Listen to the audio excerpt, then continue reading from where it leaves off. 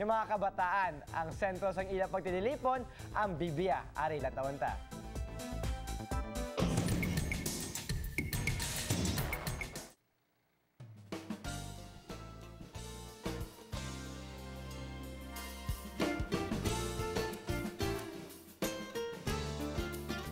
Masobra 1,000 nga mga delegado gikan sa 23 ka elementary kag secondary Catholic schools halin sa Bacolod, Antique, Capiz kag Iloilo ang nagtipon para sa ika-13 na katuig nga pagpatigayon sang Bible Youth Camp.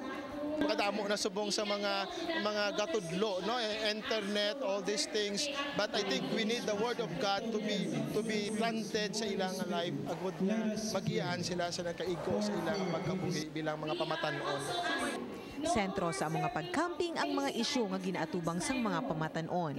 About pornography sa internet, the impact of pornography sa mga kabataan subong kag ano pagin ang impact sa mga internet games, no, sa mga pamatanon sa ila behavior, sa ila attitude, no, sa sininga generation.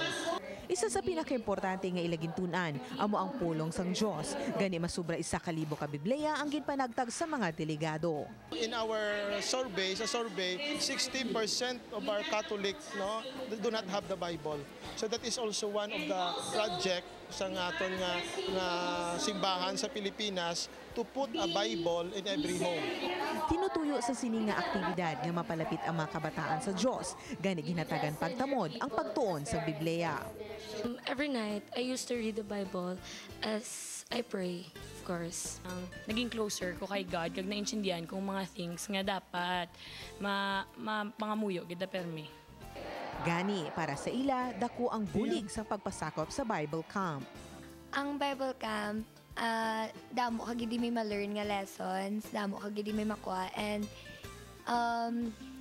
through this, makamit ka sa other people nga they will also teach you some lessons in life nga you will bring until you grow up and until you're old. Kagini naman ang amo na saksiyan sa amon nga padayon nga pag-campus tour.